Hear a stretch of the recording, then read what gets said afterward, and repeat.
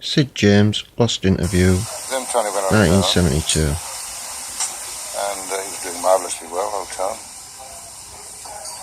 Till he made the big bloomer, I think, of not having Galton and Simpson write for him anymore.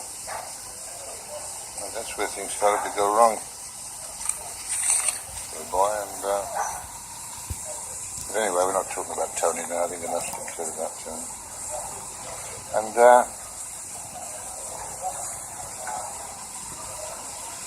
I just got lucky. I didn't ever want to be sort of name them. I don't like you use the word star because I'm very, very far removed from being a star. Maybe you get blokes like Olivia,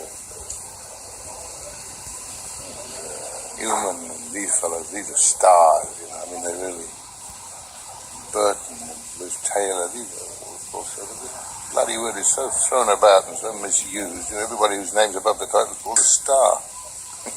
You look at, blimey, it's ridiculous, isn't it? I think, particularly with me. So playing lead, I didn't think I'd ever be so responsible for a show. I didn't want that. All I ever wanted was to be first feature or first supporting player. And you got a long life in the game if you do it that way. Talking of long life, were you ever threatened? I know it's a very hard life being were you ever threatened by serious illness? Only I had a coronary, which was bad enough. That was about 4 or 5 years ago. I can't remember. How long ago was it?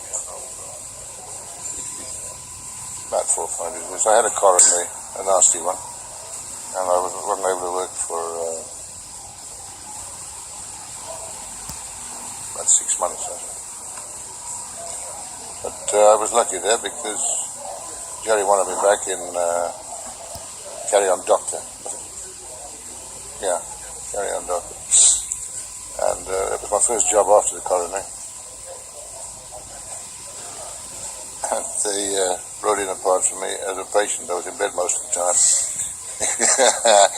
in that particular picture. So that was handy. Did the coronary change your life at all? Oh, yes. Cut down or anything, slow down? 4 years. I had to slow down. I still work as hard, but without the anxiety. Now it's one job at a time instead of 2 or 3. And no more cigarettes. Got to be careful with food, keep my weight down. I can't go to the gym anymore. No more boxing. You can't? No. I keep myself fit. Workouts every morning, but fairly gentle ones, not like I used to be. I used to want muscles all the time. Now I don't want any muscles. Because you don't need muscles to pick a bottle up, really, do you? You did a few Ealing comedies. Am I right in saying you were in the Lady Killers as well? No, I wasn't in the Lady Killers. No, I was in... you were in the Lavender Hill. Lavender Hill, Sitfield, Thunderbolt.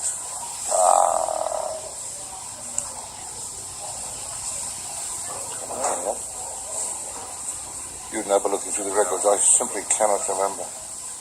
I've done about 230 odd pictures now. Yeah. And it shows, doesn't it? Yeah.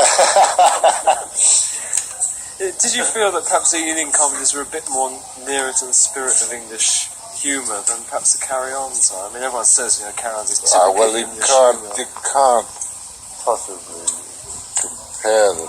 The Ealing comedies were absolutely 100% real things. They were real comedies about real people. And they were fabulous, the Ealing comedies. They were really warm. There was never any dirt or any dodgy gags in them. There was never anything like that. The Carry-Ons are a completely different setup. I think the only English thing about the Carry-Ons is that they're sort of seaside postcard humour. The only thing the English thing about it is that they beat around the bush. They don't actually come out and say what they really mean. It's a very nudging sort of humour. I don't think that's typically English. No, I don't think so. Have you seen Any American shows, they do the same type thing. Leather interior decorated.